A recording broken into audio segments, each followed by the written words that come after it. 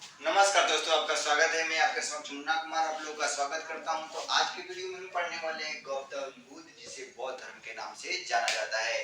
तो आपने अगर वीडियो को पहले वाला वीडियो को नहीं देखा तो जरूर देखिए। और इस वीडियो को देखने से पहले आप पेपर और पेन ले लीजिए और लिखने का प्रयास कीजिए और साथ साथ समझने का प्रयास कीजिए, क्योंकि आप समझेंगे नहीं पहले तो आप पूरे वीडियो को देखते नहीं है और बोलते हैं समझ में नहीं आया, ऐसे भगाकर थोड़ा सा देख लेते हैं और बोलते हैं कि समझ में नहीं आया। पहले पूरा वीडियो को देखिए और समझने का प्रयास कीजिए कि आपको समझाया क्या जा रहा है और कैसे आपके एग्जाम के लिए महत्वपूर्ण है, आपके कंपटीशन के लिए महत्वपूर्ण है और यहाँ से कैसे आपके क्वेश्चन पूछे जाते हैं। ये कई बार आपके एग्जाम में क्वेश्चन पूछे गए हैं। यहाँ से बहुत सारे एग्जाम में क्वेश्चन पूछे जाते हैं। कभी बीपीएससी के एग्जाम में पूछे जाते हैं, कभी दरोगा के एग्जाम में पूछे जाते हैं, कभी आईएएस के भी एग्जाम में कई बार क्वेश्चन यहाँ से पूछे गए हैं और जीके जीएस के माध्यम से ही आप अच्छे रिजल्ट क्लियर कर पाएंगे। यहाँ पर बात करते हैं गौतम बुद्ध के संदर्भ में बौद्ध धर्म के बारे में। तो आपने पहले वीडियो नहीं देखा तो पहले वीडियो जरूर देखिएगा, क्योंकि उसमें आपके क्रम रूप से हम लोग पढ़ते आ रहे हैं, जिसमें एशियंट हिस्ट्री में हम लोग क्रम रूप से पढ़ने आ रहे हैं। पहले हमने पढ़ा था महाजनपद के बारे में, उसके पहले वैदिक काल और उसके बाद सिंधु घाटी सभ्यता पढ़ा था। अब आप पढ़ रहे हैं बौद्ध धर्म और बौद्ध धर्म के बाद जैन धर्म और उसके बाद मगध का उत्कर्ष कैसे उसके संदर्भ में भी पढ़ेंगे। पहले इस वीडियो को पहले देखने से पहले थोड़ा सा हम समझने का प्रयास करते हैं। उस समय की बात है जब 6वीं शताब्दी में, यानी 6वीं ईसा पूर्व में बात करते हैं, 6वीं बीसी में नए धर्मों का उदय हो रहा था। कौन से धर्म के? नए धर्मों का उदय हो रहा था। और वह कौन से धर्म उदय हो रहा था? एक नास्तिक संप्रदाय और एक आस्तिक संप्रदाय का उदय हो रहा था। नए नए धर्म आ रहे थे, नास्तिक संप्रदाय और आस्तिक संप्रदाय। पहले हम लोग समझने का प्रयास करेंगे कि नास्तिक संप्रदाय क्या है और आस्तिक संप्रदाय क्या है। इसको अच्छे तरीके से आप समझ लें तो आपके लिए बहुत ही बेहतर होगा और उसके बाद हम बात करेंगे। नास्तिक संप्रदाय वैसा संप्रदाय होता था जो भगवान में विश्वास न कर मान्यताओं में विश्वास रखते थे, वह नास्तिक संप्रदाय कहलाता था। कौन सा संप्रदाय कहलाता था? नास्तिक संप्रदाय। और नास्तिक संप्रदाय में हमें बौद्ध धर्म और जैन धर्म को पढ़ना है। बौद्ध धर्म और जैन धर्म को कौन से संप्रदाय में पढ़ना है? नास्तिक संप्रदाय में। यहाँ से क्वेश्चन पूछे जाते हैं कि बौद्ध धर्म और जैन धर्म किस संप्रदाय के थे? तो नास्तिक संप्रदाय से थे।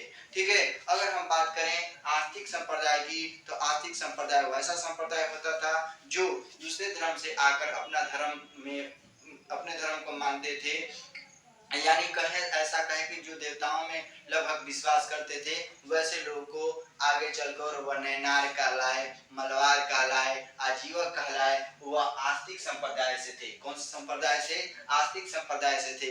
इनके संदर्भ में बात करते हैं नास्तिक संप्रदाय में, जो जिसे हम बौद्ध धर्म की बात करते हैं। बौद्ध धर्म के बारे में हम थोड़ा सा एक छोटे से कहानी को सुनने का प्रयास करेंगे और समझने का प्रयास करेंगे कि क्या हुआ। हम उस समय की बात करते हैं जो नेपाल में एक कपिल वस्तु बनता है, उसके जो राजा थे वह थे सुशोधन। कौन थे भाई? सुशोधन राजा थे। इस कहानी को सुनने का प्रयास कीजिएगा, मैं आपको समझाने का प्रयास करूंगा। ठीक है। उसके जो राजा थे सुशोधन थे और उसकी जो पत्नी थी, सुशोधन की जो पत्नी थी वह थी महामाया। कौन थी? महामाया थी। और बताया जाता है कि उनकी जो शादी हो जाती है और उसके बाद महामाया के गर्भ में बच्चा पल रहा था, जिसके क्रम में बताया जाता है कि वह महामाया जो थी अपने मायके जा रही थी। कहाँ जा रही थी? मायके जा रही थी। और मायके जाने के क्रम में वहां पर एक वन पड़ता था जिनका नाम था लुम्बिनी वन। और लुम्बिनी वन में ही जाने के ही क्रम में उन्हें पुष्प पीड़ा होती है और पेट में दर्द होता है और बताया जाता है कि उन्हें एक संतान की जन्म होती है जिनका नाम था महात्मा बुद्ध। क्या हुए? वही महात्मा बुद्ध बने। और बताया जाता है कि जैसे उनकी माता जन्म देती है, 7 दिनों के बाद उनकी माता मर जाती है, यानी उनकी माता मृत्यु हो जाती है, जिससे उनके पिता दुखित हो जाते हैं कि मेरे बेटे का लालन पालन कौन करेगा। जिसके लेकर बताया जाता है कि जो महामाया थी उनकी एक बहन थी प्रजापति गौतमी, और प्रजापति गौतमी की जो शादी हो जाती है वह सुशोधन से हो जाती है। यानी उसकी सुशोधन जो थी, सुशोधन से शादी हो जाती है, यानी महात्मा बुद्ध की जो सौतेली माँ थी वह प्रजापति गौतमी जो मौसी कहलाती थी, उसके संदर्भ में बात करते हैं। यहाँ पर उनका जन्म जो हुआ महात्मा बुद्ध की, वह 563 बीसी लुम्बिनी वन। ठीक है। कितना ईस्वी में जन्म हुआ था महात्मा बुद्ध की? 563 बीसी लुम्बिनी में जन्म हुआ था। तथा उनका जो जन्म हुआ, उनका पिता का नाम था सुशोधन। वह कपिल वस्तु के क्या हुआ करते थे? राजा हुआ करते थे। और वह कौन कुल से संबंधित थे? तो शाक कुल से संबंधित थे। कौन से कुल से? तो शाक कुल से संबंधित था। जबकि उनके बचपन का नाम, महात्मा बुद्ध जो थे उनका बचपन का नाम क्या था? सिद्धार्था। उसके बाद हम बात करें उनकी माता जो थी, महामाया जो थी, वह कोलीय वंश से संबंधित थी। यह हमेशा क्वेश्चन पूछे जाते हैं कि महामाया किस वंश से संबंधित थी? तो कोलीय वंश से संबंधित थी। जब उनकी माता मर जाती है 7 वर्ष के बाद, तो उनकी शादी किससे हो जाती है? सौतेली माता जो बनती है प्रजापति गौतमी से, सुदर्शन की शादी हो जाती है। सुदर्शन की शादी हो जाती है, जो महात्मा बुद्ध की सौतेली माता लगती है और मौसी भी कहा जाता है। जब इस बात को उनके पिता क्या रहते हैं? चिंतित रहते हैं कि मेरे पुत्र का लालन पालन कैसे होगा। उनकी माता मौसी उसकी लालन पालन करती है, जिसके संदर्भ में उन्होंने अपने पुत्र की कुंडली एक कौंडिल्य मुनि से दिखवाते हैं कि मेरा वास्तव में मेरा पुत्र आगे चलकर क्या बनेगा। कौंडिल्य मुनि ने पत्री को अच्छे तरीके से देखा और देखकर बात बताई, या तो आपका पुत्र बड़ा राजा बनेगा या तो बड़ा सन्यासी बनेगा। इसी बात की चिंता में उनके पिता खोए रहते थे कि मेरा पुत्र आगे चलकर सन्यासी न बन जाए। इसके संदर्भ में उनके पिता चिंतित होने के कारण उनकी शादी जो कर देते हैं 16 वर्ष की उम्र में ही महात्मा बुद्ध की विवाह कर दी जाती है, जिनका पत्नी का नाम था यशोधरा। कई बार क्वेश्चन पूछे जाते हैं। उनकी पत्नी का नाम यशोधरा था। चाहते थे कि शादी हो गई तो जिससे वह संन्यास न लें, लेकिन बताया जाता है कि कुछ समय के बाद उन्हें एक पुत्र होता है जिनका नाम था राहुल, और वह एक और बंधन में बन जाते हैं। जब एक और बंधन में बन जाते हैं तो उनके पिता को लगता है कि मेरा पुत्र अब संन्यास नहीं लेगा, लेकिन बताया जाता है उन्होंने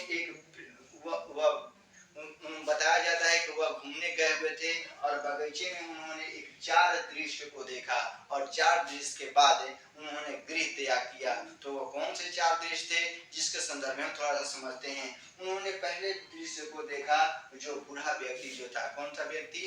बूढ़ा व्यक्ति। यहाँ तक बात समझ में आ रही? कोई दिक्कत नहीं है ना? नहीं है ना? तो आगे बढ़ते हैं। उन्होंने 4 दृश्य देखा। पहला दृश्य कौन सा देखा? बूढ़ा व्यक्ति को देखा, जो अपने शरीर से बहुत ही कमजोर महसूस कर रहा था अपने आप में। ठीक है। दूसरा जो दृश्य देखा वह बीमार व्यक्ति को देखा, जो बीमार व्यक्ति इसका इलाज चल रहा था, लेकिन बीमार अपने आप में बीमार महसूस कर रहा था, बहुत ही चिंतित महसूस कर रहा था। और तीसरा जो दृश्य देखा वह मृतक व्यक्ति का देखा। किस व्यक्ति का देखा? मृतक व्यक्ति का देखें, और उन्होंने मृतक व्यक्ति को देखा और 4 लोग उसको लेकर जा रहे थे और बोल रहे थे राम राम सत्य है। क्या बोल रहे थे भाई? राम राम सत्य है। उन्होंने महसूस किया कि सबसे बड़ा जो है राम ही सत्य है, और सबका काल यही होने वाला है, यानी मरने के बाद सबका यही होने वाला है। सत्य बात यही है कि सबको मरना है।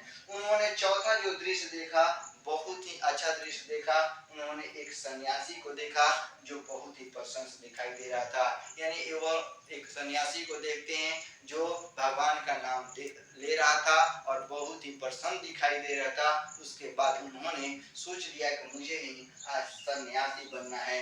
वह 29 वर्ष की उम्र में ही, रात्रि का समय था, और 29 वर्ष की उम्र में ही वह गृह त्याग करते हैं। और गृह त्याग को किस नाम से जाना जाता है? तो महाविष्कर्मण के नाम से भी जाना जाता है। ये कई बार एग्जाम में पूछे गए हैं कि गृह त्याग को किस नाम से जाना जाता है? तो महाविष्कर्मण के नाम से जाना जाता है।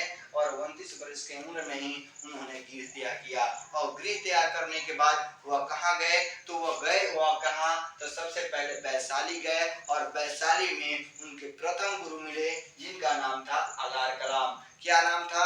अलार कलाम था। और उन्होंने वहां से दीक्षा ली, लेकिन वहां भी उन्हें ज्ञान की प्राप्ति नहीं हुई। फिर उनके द्वितीय जो गुरु हुए थे रुद्रक रामपुत्र। कौन थे? रुद्रक रामपुत्र। वह कहाँ चले गए? राजगिरी चले गए, और राजगिरी जाने के बाद उन्हें ज्ञान की प्राप्ति वहां पर भी नहीं मिली। फिर बताया जाता है कि वह आए बोध गया बताया जाता है कि उन्होंने लगभग 45 दिनों तक एक पीपल के वृक्ष के नीचे उन्होंने तपस्या की, तब उन्हें ज्ञान की प्राप्ति हुई। यानी 6 वर्ष पश्चात 29 वर्ष में निकले, यानी 6 वर्ष पश्चात 35 वर्ष की आयु में उन्हें ज्ञान की प्राप्ति हो जाती है। किसकी प्राप्ति हो जाती है? ज्ञान की। किनको? महात्मा बुद्ध को। और बताया जाता है कि जब ज्ञान की प्राप्ति हो जाती है उसी समय से उन्हें बुद्धत्व कहा गया। क्या कहा गया? बुद्धत्व कहा गया, तथा तथागत के नाम से भी जाना जाता है। तथागत का मतलब होता है सत्य है जिसका ज्ञान। तथागत का मतलब होता है सत्य है ज्ञान। तथा जब उन्हें ज्ञान की प्राप्ति हो गई तो उन्हें शाक्य मुनि, तथागत, बुद्धत्व तथा एशिया ऑफ लाइट के नाम से भी जाना जाता है। कई बार क्वेश्चन पूछा गया है कि एशिया ऑफ लाइट किसके नाम से जाना जाता है? तो महात्मा बुद्ध के नाम से जाना जाता है। बताया जाता है कि जब उन्हें ज्ञान की प्राप्ति होती है तो उनके 5 शिष्य बनते हैं, जिसमें 5 शिष्य में से सबसे प्रिय जो शिष्य बना वह बना आनंद। कौन बना था? आनंद। और बताया जाता है कि सबसे प्रथम उपदेश जो दिए थे महात्मा बुद्ध ने, सबसे प्रथम उपदेश कहाँ दिए थे? तो सारनाथ में, जिसे ऋषि पतन के नाम से भी जाना जाता है। कौन से पतन के नाम से जाना जाता है? ऋषि पतन के नाम से भी जाना जाता है सारनाथ को। ये कई बार एग्जाम पूछे गए हैं कि सबसे पहले प्रथम उपदेश कहाँ दिए थे? तो सारनाथ में। ठीक है, और सारनाथ में दिए थे, जिसमें यह बौद्ध धर्म था। और बौद्ध धर्म की बात करें तो इससे कुछ घटना भी, और ये घटना भी मैंने लिखा है प्रतीक के भी बारे में, जो भी घटना घटी उसके प्रतीक बताए गए हैं, जिसे कभी कभी मिलान करने के लिए पूछ लिए जाते हैं। तो इसको देखते हैं। जब यह जन्म हुआ तो कमल खिले थे। इनकी जो पुनः जन्म की जो बताया जाता है, जातक की कथा है, जो जातक कथा में बताया जाता है, उसमें इनकी पुनः जन्म की बारे में बताया गया कि पुनः जन्म यह क्या थे और आज कैसे हुए, जातक कथा में देखने को मिलता है। यह भी क्वेश्चन पूछा जाता है कि महात्मा बुद्ध के पुनः जन्म की बातें किस किताब में लिखी? तो जातक कथा में लिखी गई है।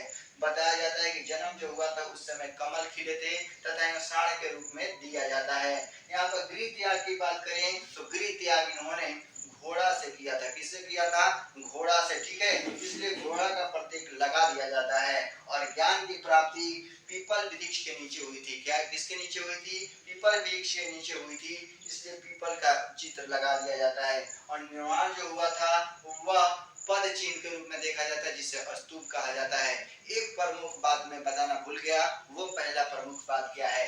ये बात बताया जाता है कि जो उन्हें जन्म हुआ तथा उनकी मृत्यु हुई तथा ज्ञान की प्राप्ति हुई, उसे बुद्ध पूर्णिमा के नाम से जाना जाता है। किसके नाम से जाना जाता है? बुद्ध पूर्णिमा के नाम से जाना जाता है। जन्म, उनके जन्म तथा उनकी मृत्यु तथा ज्ञान की प्राप्ति वैशाख पूर्णिमा के दिन होती है। तीनों जो होती है, जन्म, मृत्यु और ज्ञान की प्राप्ति, वैशाख पूर्णिमा के दिन होती है, इसलिए बुद्ध पूर्णिमा के नाम से भी जाना जाता है। इसे बुद्ध पूर्णिमा के रूप में किन्हीं के लिए जाना जाता है? जन्म की, मृत्यु को और उन्हें ज्ञान की प्राप्ति। और ज्ञान की प्राप्ति किस पीपल के वृक्ष के नीचे हुई थी? तो पीपल के वृक्ष के नीचे हुई थी। किस वृक्ष के नीचे? तो पीपल के वृक्ष के नीचे। और किस नदी के किनारे? तो निरंजना नदी के किनारे यह हुई थी।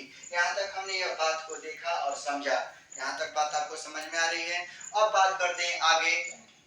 आगे देखते हैं कि महात्मा बुद्ध ने अपने बौद्ध धर्म को प्रचार के लिए बहुत ही कायम रखा। उनके 5 शिष्य हुए, जिसमें प्रिय शिष्य आनंद हुए।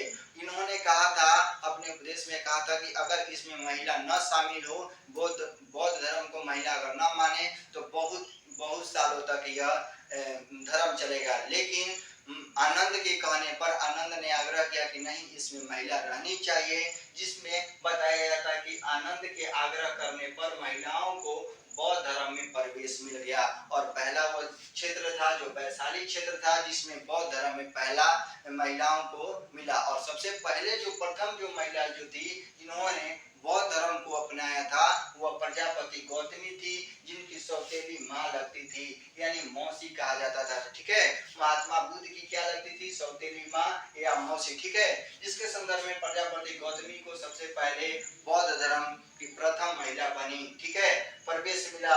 उन्होंने बताया जाता है कि सबसे ज्यादा उपदेश जो दिए थे, कहाँ दिए थे? कई बार एग्जाम में पूछे गए हैं कि महात्मा बुद्ध ने सबसे ज्यादा उपदेश कहाँ दिए थे? तो सार्वस्तिक में दिए थे, जो कौशल में पड़ता है। ठीक है, उन्होंने अंतिम उपदेश किसको दिए थे? तो अंतिम उपदेश अपने शिष्य सुबोध को दिए थे, जो अपने उनके जो अंतिम शिष्य जो थे सुबोध को उन्होंने अपना अंतिम उपदेश दिया था।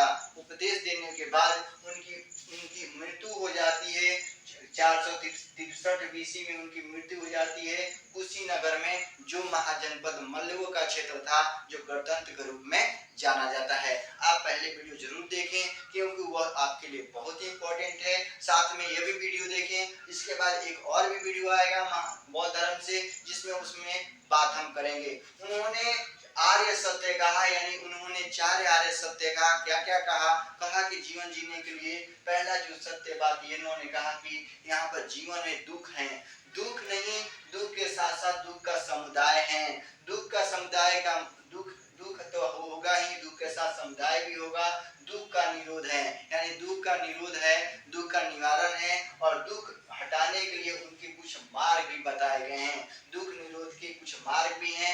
उन्होंने 8 मार्गों को बताया कि अगर हम 8 मार्गों पर चलें तो हमारा दुख समाप्त हो सकता है। तो उन्होंने 8 अष्टांगिक मार्ग पर भी बात करें तो अष्टांगिक मार्ग क्या बताया? उन्होंने पहला बात बताई सम्यक। सम्यक का मतलब होता है सत्य। सम्यक का मतलब होता है सत्य से। सम्यक बताया कि सम्यक किसी व्यक्ति के पास दृष्टि होनी चाहिए, सम्यक संकल्प होना चाहिए, सम्यक वाक होनी चाहिए। वाक का मतलब होता है सम्यक वाणी होनी चाहिए, सम्यक कर्म होनी चाहिए, और सम्यक आजीवक होनी चाहिए। सम्यक व्यायाम होना चाहिए, सम्यक स्मृति होनी चाहिए, और सम्यक समाधि होनी चाहिए। इन्होंने 8 बातों को बताया कि अगर 8 बातों का अगर पालन करें, मार्ग पर चलें, तो ये आपका जीवन सफल हो जाता है। और सबसे बड़ा उन्होंने एक बात और चीज बताई। क्या बताई? उन्होंने यह बात बताया कि सबसे दुख का सबसे बड़ा कारण जो है वह तृष्णा को कहा गया। क्या इसको कहा गया? तृष्णा को कहा जाता है। तृष्णा का मतलब क्या होता है? तृष्णा का मतलब होता है लोभ, यानी सब दुखों का कारण क्या है? लोभ है। उन्होंने यह बात सबसे परम सत्य बताया कि सबसे दुखों का कारण क्या है? लोभ है। अगर लोभ नहीं रहेगा तो कोई भी आपके पास दुख आने वाला नहीं है। लेकिन सबसे तृष्णा का सबसे दुख का कारण है वो है तृष्णा, जो लोभ है। उन्होंने बौद्ध धर्म के त्रिरत्न दिए। कई बार क्वेश्चन पूछे गए हैं कि बौद्ध धर्म के त्रिरत्नों के नाम बताएं। तो बौद्ध धर्म के त्रिरत्न जो है बुद्ध, धम्म और संघ हैं। ये बौद्ध धर्म के त्रिरत्न कौन है? तो बुद्ध, धम्म और संघ हैं। उसके बाद इन्होंने बताया कि बुद्ध का मतलब होता है सत्य, धम्म का मतलब होता है धर्म से। कौन से धर्म से? तो बुद्ध धर्म से। और संघ का मतलब होता है कि जो इनके साथ बुद्ध धर्म में संघ में रहते थे, अपने गुरु का पालन करते, अपने प्रचार प्रसार करते थे बौद्ध धर्म के। उन्होंने बताया कि सबसे उनका परम लक्ष्य क्या था? जब उन्हें ज्ञान की प्राप्ति हो गई तो बुद्ध धर्म में सबसे उनका परम लक्ष्य यही था कि निर्वाण की प्राप्ति करवा देना, यानी जो मैंने ज्ञान की प्राप्ति किया है वह सबको प्राप्त करवा देना, निर्वाण की प्राप्ति करवा देना उनका परम लक्ष्य था। किनका? महात्मा बुद्ध के। इसके बाद उनकी जब मृत्यु हो जाती है तो इसके अगले वीडियो में हम लोग समझेंगे उनकी बौद्ध संख्या लगी, सभाएं लगी, वह 2 भागों में विभाजित हो जाता है। ठीक है, तो उनके संदर्भ में हम अगले वीडियो में समझेंगे। एक वीडियो और आएगा। साथ ही इसके MCQ जरूर करें। MCQ करने से आपके बनते हैं। साथ में अगर नोट जरूर करते हैं, अगर लिखते हैं तो आपको अच्छे तरीके से समझ में आएगा। और यहाँ तक आपको वीडियो देखने के लिए बहुत बहुत थैंक्स। अगर एक बात और रुक जाइए, थोड़ा सा देखिए। कहने का मतलब ये है कि अगर MCQ अगर आप बुक से नहीं मारते हैं तो ऑल MCQ वीडियो पर आप जाइए, जिसके डिस्क्रिप्शन के लिए मैं लिंक दे दूंगा, और वहां से आपकी इस बौद्ध धर्म से रिलेटिव आपके MCQ मिल जाएंगे। वहां से आप MCQ कर सकते हैं, जिससे आपके एक अंदर समझ बन सकती है। और साथ ही आप क्या करें, NCERT का बुक जरूर पढ़ें,